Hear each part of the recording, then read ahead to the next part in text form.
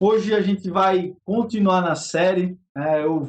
Adiantei um pouco a série, vamos dizer assim. A gente estava indo de uma forma bem sequencial, de uma forma bem seguida, por toda a carta de Pedro. Se você está chegando pela primeira vez, a gente está na série de Dispersos, né? Deixa eu colocar aqui, que é uma geral, um chamado de esperança. Hoje, especificamente, outra etapa dessa série. E dentro dessa série, nós temos estudado toda a carta de 1 Pedro.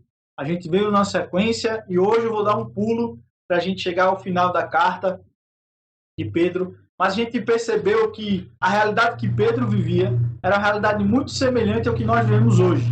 Nós estamos dispersos por conta de tantas informações que temos. Essa pandemia nos fez a ficar dispersos, sem saber do nosso futuro, sem saber como será a realidade, sem saber crises políticas, crise econômica, crise na saúde.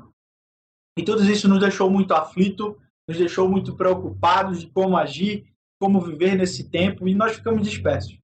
Da mesma maneira, o povo a quem Pedro escreveu essa carta estava também disperso, porque vivia uma realidade diferente, uma realidade em que eles eram perseguidos, em que eles estavam fugindo, que eles tinham saído de suas casas, e eles tinham que enfrentar toda essa adversidade. Então, eles estavam, além de espalhados longe do seu próprio lar, eles também estavam sofrendo perseguição, sofrendo problemas, tendo dificuldades em se manter nessa nova vida. E hoje a gente vai ler 1 Pedro 5, do 5 ao 7. Como eu falei, eu estou dando um pulo, estou dando um salto para a gente finalizar essa série. A gente está chegando ao fim dela. Então a gente pulou um pouquinho algumas partes, depois, quem sabe, a gente pode estudar ela em outro formato.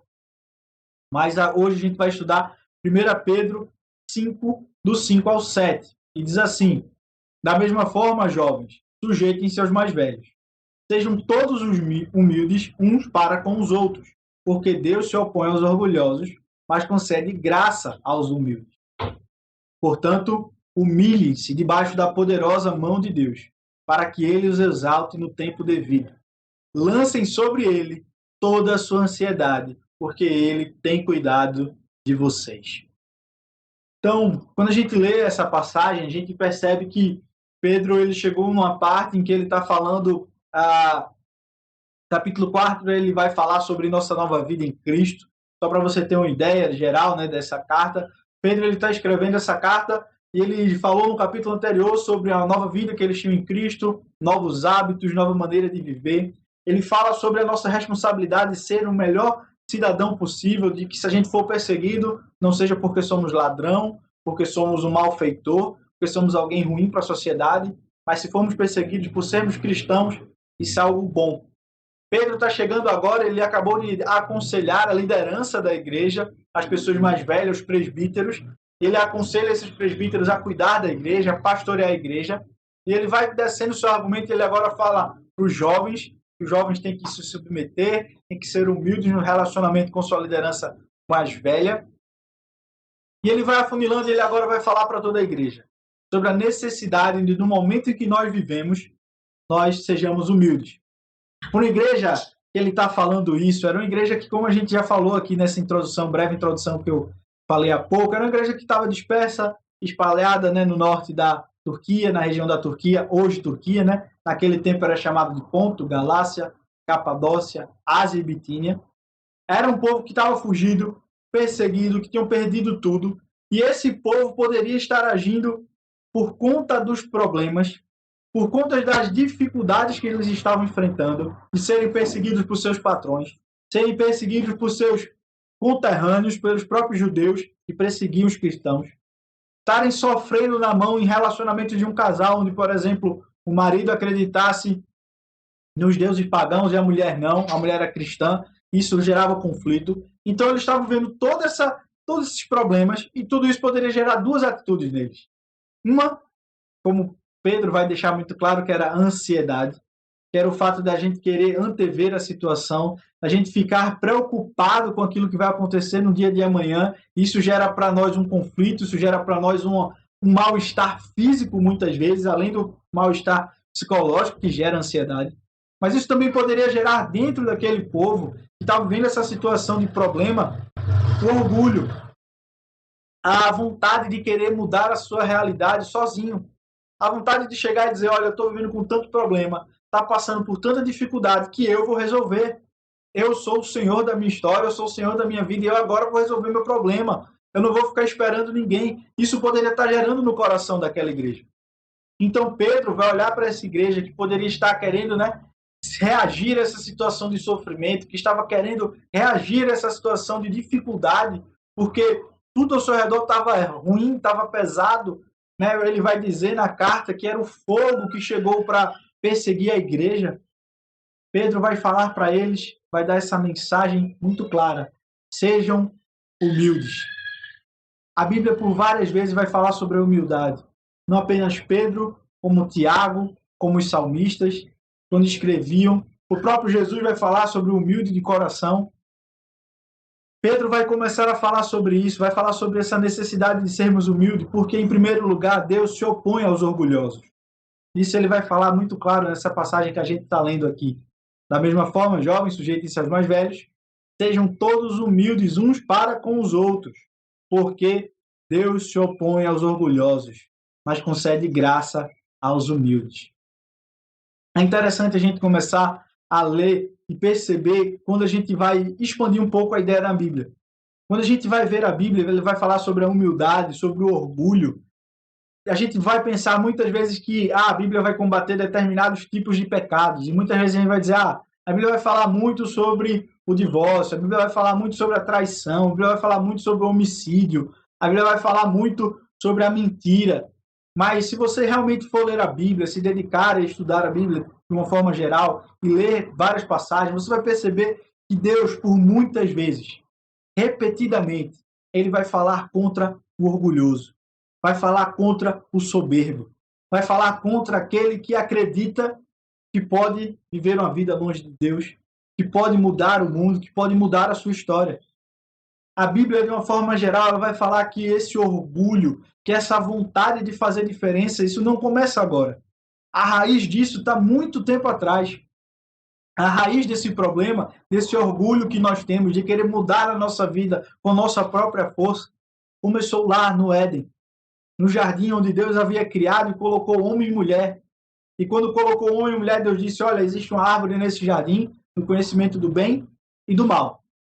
Não comam desse fruto, porque no dia que vocês comerem, certamente vocês vão morrer. O homem e a mulher, então, veem aquilo, e enganados pela serpente, eles desejam exatamente de uma forma orgulhosa conhecer o bem e o mal, sem Deus. Eles desejam conhecer o bem e o mal através do seu próprio esforço, e eles comem da árvore. E a literatura bíblica, quando vai ser escrito lá em Gênesis, vai dizer que seus olhos se abriram, como se eles mesmos tirassem uma venda de seus olhos, e os olhos foram abertos por eles. E o orgulho ali começou. Eles disseram e mandaram a mensagem muito clara para Deus, que era, nós não precisamos de você para conhecer o bem e o mal. E esse desejo orgulhoso que começou lá em Adão e Eva persiste em nós. E hoje, no momento de dificuldade, no momento que a gente vive, né, nessa tensão dos tempos atuais, da tensão do coronavírus que continua, quando vai vir vacina, qual vai ser o impacto na economia, como é que a gente vai viver esse tempo. Muitas vezes esses problemas, essas dificuldades que surgem, vai fazer o nosso coração chegar e dizer, agora é comigo, agora eu vou fazer acontecer, agora eu vou mudar a situação, agora eu vou querer mudar tudo com minhas próprias mãos, com minha própria força. É então que Pedro, sabendo que esse desejo surge em nosso coração, sabendo que isso é comum ao coração do ser humano, Pedro vai dizer, sejam humildes. Reconheçam que vocês não sabem de tudo. Reconheçam que vocês não podem controlar o universo. Que vocês não têm todas as informações. Por isso, jovem, escute o mais velho.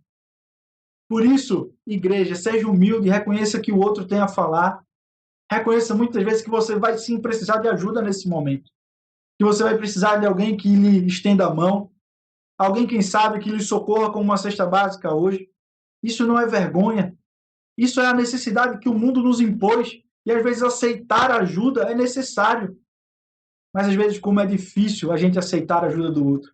Como é difícil a gente aceitar que o outro nos aconselhe, que os outros nos estendam a mão, porque nós vivemos não apenas algo que vem dentro de nós, mas a nossa cultura fala muito sobre isso. Nós estamos em primeiro lugar, nós temos que fazer tudo.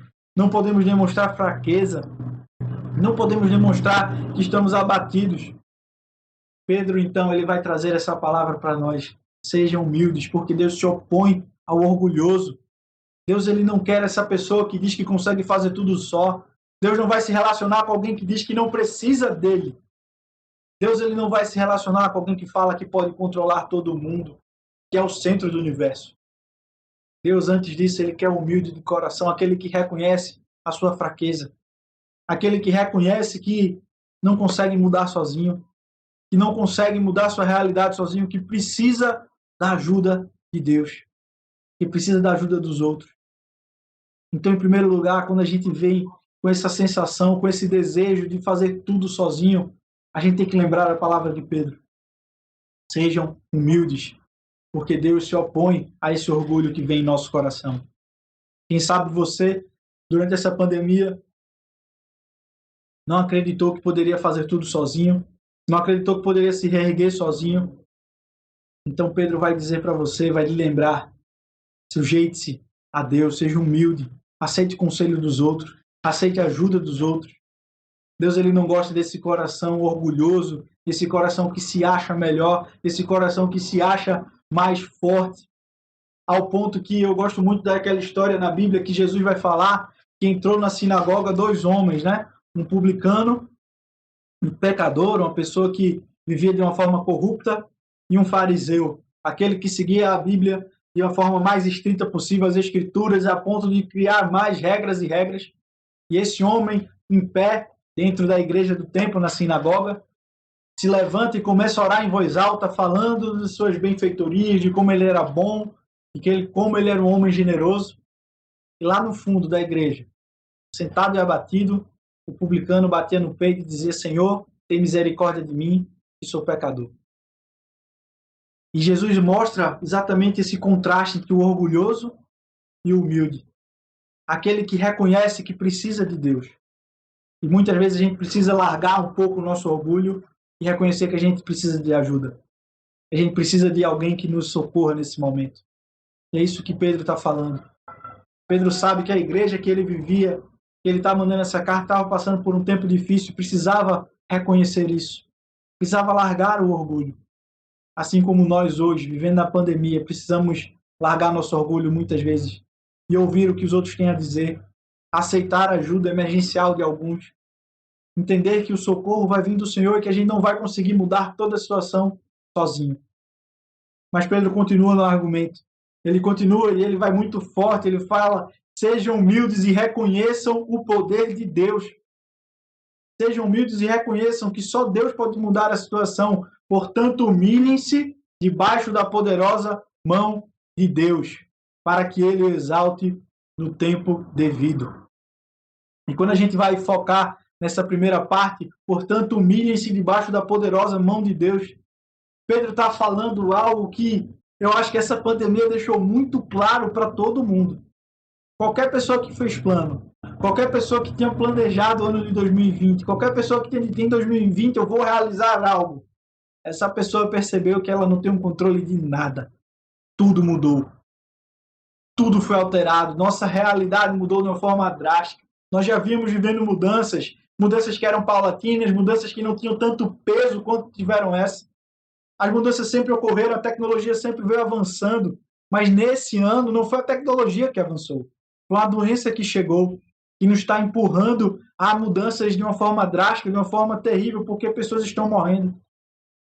E todo mundo que tinha planejado esse ano, por exemplo, viajar para outro país, você não pode sair do Brasil. Se alguém tinha planejado um casamento esse ano, uma festa lotada de pessoas, não pôde fazer. Se alguém tinha planejado expandir o negócio, provavelmente percebeu que teve que diminuir os funcionários, diminuir os turnos.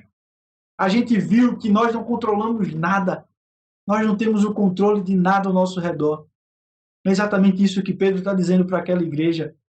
Humilhem-se perante a poderosa mão de Deus, porque é Ele que controla o universo. Ele é que sabe o que vai acontecer. É Ele que rege tudo que está ao nosso redor. Ele já sabia desse coronavírus antes de ele chegar. Ele já tinha se preparado e Ele permitiu que isso acontecesse dentro do seu plano. Se Ele sabia de tudo, então Ele também sabe como nos tirar daqui, como nos fazer atravessar esse momento. como nos reerguer durante esse tempo. Eu gosto muito da palavra de Tiago, porque Tiago também vai falar para uma igreja que estava ansiosa, para uma igreja que estava orgulhosa, que ele vai dizer: quem são vocês para saber o que vai acontecer no dia de amanhã, para dizer o que vão fazer? A vida de vocês é como a neblina, que no instante se dissipa. Ou como o salmista, a quem lemos agora, no começo do culto, que vai falar que a nossa vida é como de um palmo. A gente não sabe, o tamanho da duração é tão curta, nossa vida é tão frágil. E por isso que o salmista vai dizer: Senhor, a minha esperança é em Ti. Pedro vai estar lembrando para essa igreja, lá dispersa, sendo perseguida pelo Estado, sendo perseguida pelos judeus, sofrendo no seu trabalho, sofrendo dentro de casa, uma igreja que estava ansiosa, uma igreja que estava preocupada, uma igreja que poderia estar querendo se tornar orgulhosa, estava dizendo: humilhem-se perante a poderosa mão de Deus. Ele é quem sustenta vocês, é Ele quem guarda vocês. E é isso que nós devemos fazer hoje. Nós devemos perceber que Deus é quem controla o universo.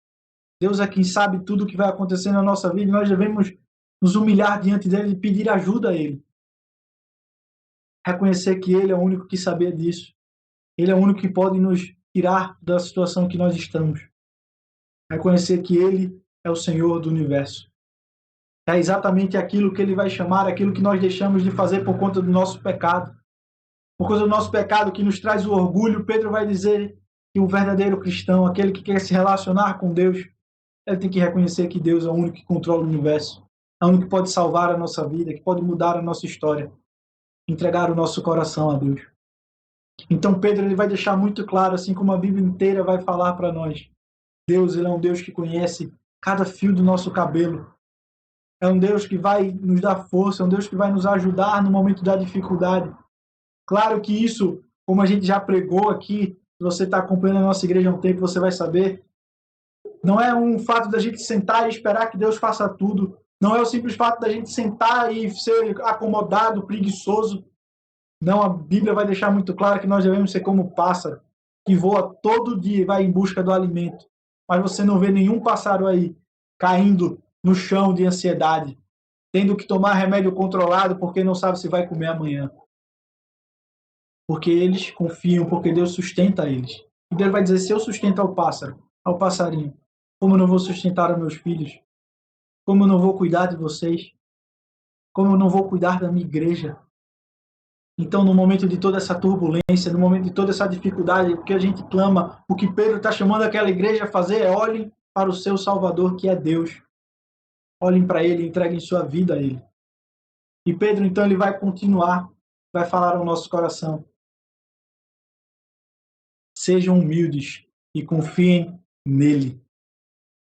Essas palavras são as palavras maravilhosas, mas muito difíceis de se realizarem na prática. Lancem sobre ele toda a sua ansiedade, porque ele tem cuidado de vocês. Essa é uma palavra maravilhosa que Pedro traz para a gente. É algo que realmente vem do coração de Pedro para aquela igreja. Ele vai dizer: lancem sobre ele toda a sua ansiedade, porque ele tem cuidado de vocês.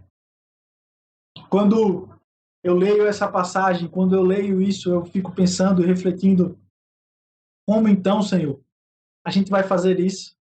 A gente vive num tempo tão difícil, num tempo em que as ansiedades, os problemas, que esse tempo que a gente está vivendo, onde a gente não sabe como vai ser o dia de amanhã, se vai ter uma segunda onda da doença, será que a vacina vai funcionar? Quando será que os governos vão abrir as portas? Como será que vai funcionar a escola do meu filho? Como será que eu vou recuperar meu trabalho? Como será o futuro? A gente começa a pensar sobre o futuro, a refletir sobre o futuro. Isso pode gerar em nós a ansiedade. A gente não pode alterar nada do futuro hoje, pensando, refletindo. Isso muitas vezes nos consome. E a pergunta que eu faço hoje para você, se você quiser colocar aí no chat, você, por conta da ansiedade que tem levado esse tempo, você já passou uma noite em claro? Você já se pegou acordando durante a noite, preocupado com o dia de amanhã? A ansiedade é o mal do nosso tempo. E o coronavírus, nesse tempo de pandemia, pode ter feito aumentar muito a ansiedade de várias pessoas. O fato de ter que ficar em casa, não ter tanto lazer. Graças a Deus a gente já está vivendo uma retomada das nossas vidas, a uma normalidade. Mas a ansiedade é algo que nos preocupa, é algo que nos aflige. E Pedro sabia disso.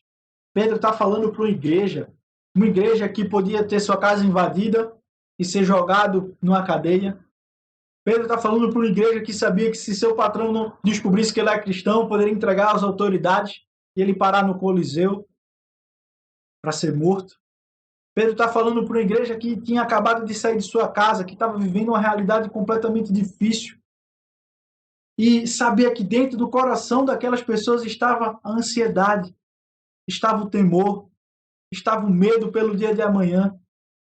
E quando a gente vive num tempo como esse, num tempo de dificuldade, num tempo atípico, a ansiedade pode aumentar em nosso coração. Quando a gente vai pesquisar, se a gente pesquisar 5 minutos, a gente vai ver que aumentou o índice de consumo de bebidas alcoólicas, remédios controlados, pessoas com problemas de ansiedade, depressão, tudo nesse tempo, porque as pessoas elas estão com medo do dia de amanhã. E isso pesa em nosso coração. Pedro, ele sabia disso. Pedro, assim como nós, ele sabe que o nosso coração se preocupa demais com o dia de amanhã. E é por isso que ele vai dizer, lance em Deus toda a nossa ansiedade. Lance em Deus tudo aquilo que pesa em nosso coração. Eu gosto muito dessa ideia, mas eu sei como é difícil fazer. Eu sei como é complicado. A gente sempre quer ter o controle na nossa mão. A gente quer dizer assim, Senhor, não é toma tudo, é Senhor, toma uma parte, eu faço essa parte aqui. Senhor, olha, cuida do dia de amanhã, mas eu quero controlar também, eu quero saber do resultado. A gente fica muito ansioso. A gente esquece de entregar nas mãos de Deus. Fazer a nossa parte, trabalhar, cumprir as nossas atividades, mas entregar o dia de amanhã a Deus. E é isso que Pedro vai falar para aquela igreja que sofria, aquela igreja que estava pesada. Lancem toda a sua ansiedade, todo o medo que você tem no dia de amanhã, todo o temor que está no seu coração, lancem em Deus.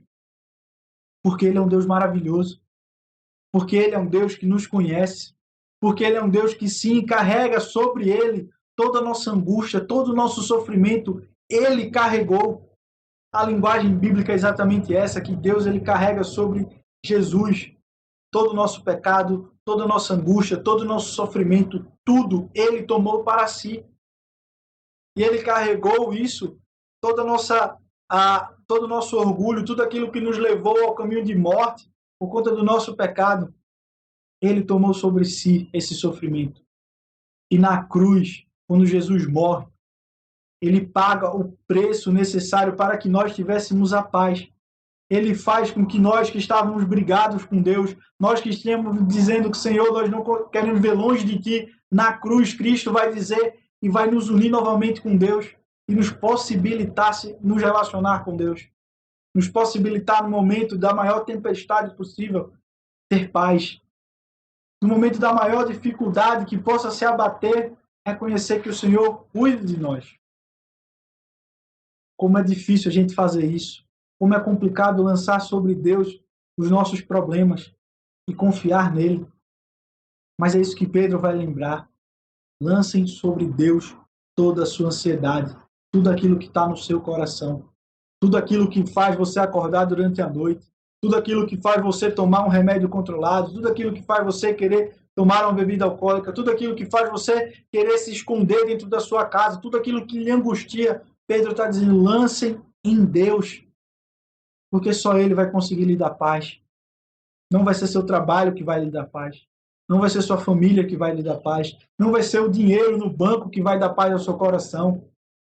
Não vai ser nada nesse mundo, nada na criação vai poder lhe dar a paz que Deus pode dar. E é isso que Pedro está dizendo para aquela igreja. Eu gosto muito porque na passagem que Jesus vai falar sobre a nossa ansiedade e falar que nós temos que entregar o nosso coração a Ele e confiar nele, todo o nosso trabalho, todo o nosso sustento, confiar nele, Ele vai nos acrescentar muito mais.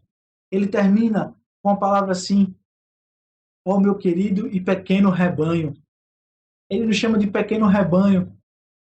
Ele nos chama de uma forma tão carinhosa, ele fala que nos ama, ele fala que cuida de nós.